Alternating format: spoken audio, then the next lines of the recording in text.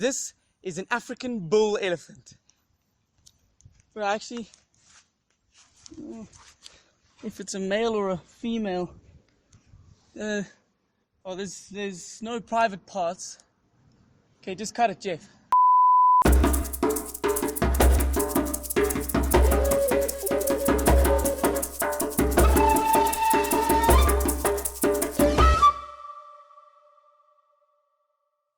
Welcome to this special episode of the Bundu Basher. Today, my trusty cameraman Geoff and I are off to Zambia.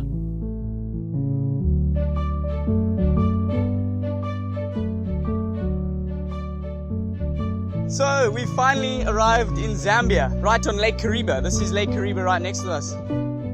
Situated in southern Africa, on the border between Zambia and Zimbabwe, Lake Kariba is the largest man-made lake in the world.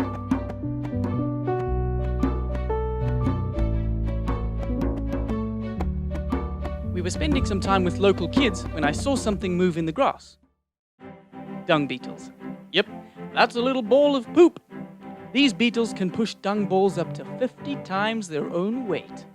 The female will lay her eggs in the dung ball, newborn beetles will feed on the dung, and so the cycle continues.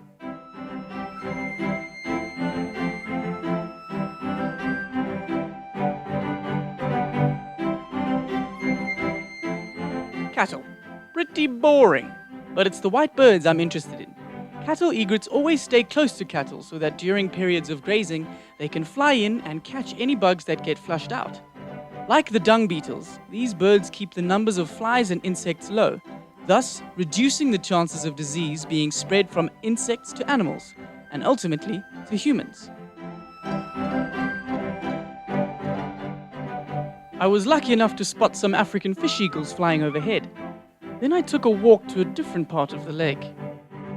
Right, so we found some hippo tracks coming out of Lake Kariba on the side that we're camping. And there's a kind of a back pad and then 4 digits. Hippo is obviously a highly dangerous animal. They kill loads of people in Africa. We have to be very careful camping close to the lake. Hippos come out at night to feed. If you find yourself in between a hippo and the water, you may be in trouble. We were told there may not be hippos on this side of the lake, but this proves to us that they are. We've got to be very careful.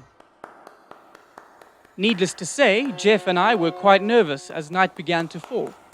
And with the darkness came a whole bunch of creepy crawlies.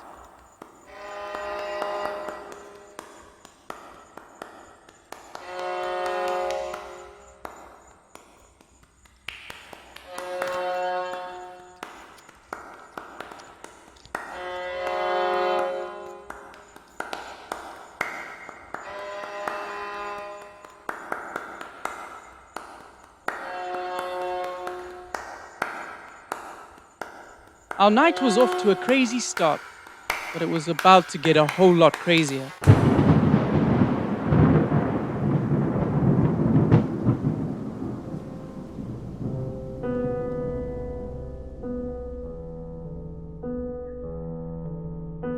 So we've had quite a hectic night here in Siyavonga. We just got out of the taxi. The taxi driver said last night was the biggest storm he's ever seen in Siyavonga, and he's lived here his whole life. We were hanging onto our tent poles last night. The wind was so strong. Tent was flooded, and apparently someone's house was washed away last night, and even sadly a family died in the rain. So it was a really, really hectic night. The Zambians have been so friendly to young Geoff and I, and I think just one of the friendliest nations I've ever come across. They're just so happy to see tourists and so welcoming and loving, and all they can say is welcome, this is your new home.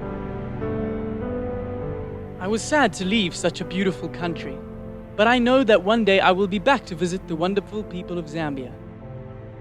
Until then, thanks for watching.